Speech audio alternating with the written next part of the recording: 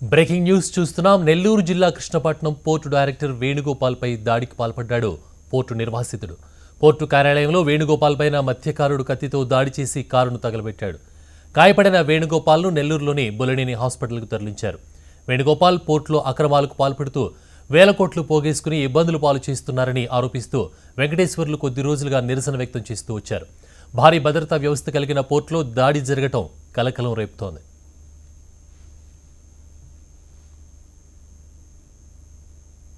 ఇక Krishnapatnam port director వేణుగోపాల్పై దాడికి సంబంధించిన మరింత సమాచారాన్ని మా రిపోర్టర్ నరసింహులను అడిగి తెలుసుకుందాం. నరసింహులు, దుర్గా, ఇవాళ సాయంకాలం కృష్ణపట్నం పోర్టులో అక్కడ ఉన్నటువంటి డైరెక్టర్ ఒకప్పుడు ఆయన పిఆర్ఓ గారుగా వ్యవహరిస్తారు. ఆయన పైన ఇవాళ అక్కడ ఉన్నటువంటి వెంకటేశ్వర్లు అనే ఒక మత్స్యకారుడు, అతను నిర్వాసితుడిగా చెప్తున్నారు, ఆయన కత్తితో దాడి చేసినటువంటి సంఘటన జరిగింది. అయితే సకాలంలో ఆయన భద్రతా సిబ్బంది అడ్డుకోవడంతో కొంత ప్రమాదం తప్పింది. స్వల్ప గాయాలతో ఆయన బయటపడ్డారు. ప్రస్తుతం ఆయన నెల్లూరులోని బొలనేని హాస్పిటల్లో చికిత్స పొందుతూ ఉన్నారు.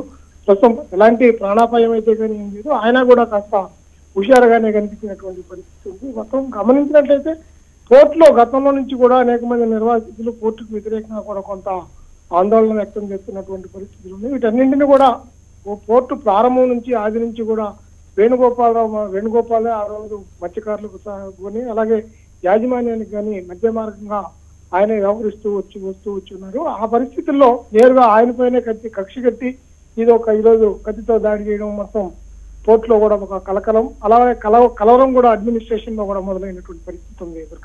ఎస్ నరసింహులు, అలాగే మత్స్యకారుడు దాడి చేసినప్పుడు కూడా చెప్పచ్చు, అతను అంటే ఎందుకు దాడి చేసావనే దాని మీద కూడా తను క్లారిటీ ఇవ్వడం జరిగింది. ఏంటంటే తను అక్కడ ఉన్నటువంటి అధికారి ఎక్కువగా లంచాలు తీసుకుంటున్నాడని, దీనిపైన ఏమైనా సమాచారం ఉంది మీ దగ్గర?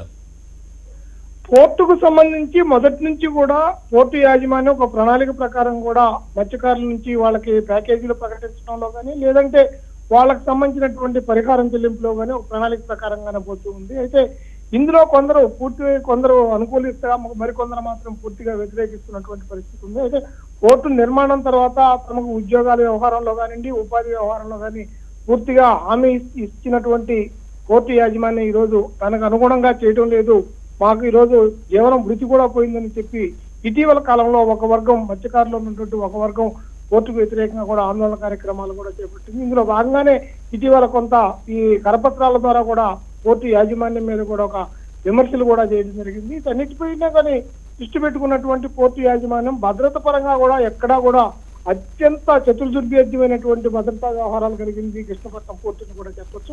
ఈ పరిస్థితిలో ఆయన నేరుగా పోర్టుకి పిఆర్ఓగా ఉన్నటువంటి, గతంలో పిఆర్ఓ ఉండి ఇప్పుడు డైరెక్టర్గా ఉన్నటువంటి ఆయన్ని కలవాలి, ఆయనకు సంబంధించినటువంటి సమస్యలు వివరించాలనేటటువంటి కోణంలో అక్కడికి వెళ్ళి ఆయన పైన దాడి చేసినటువంటి సంఘటన జరిగింది. ఇది ఎంతగానో గమనించినట్లయితే చాలా మంది కొందరు మత్స్యకారులు కూడా పోర్టు యాజమాన్యం మీద కానీ పోర్టు నిర్మాణం కూడా ఒక అక్కసు ఉన్నట్టుగా కూడా మనకి ఈ ఘటన ద్వారా స్పష్టంగా తెలుస్తుంది.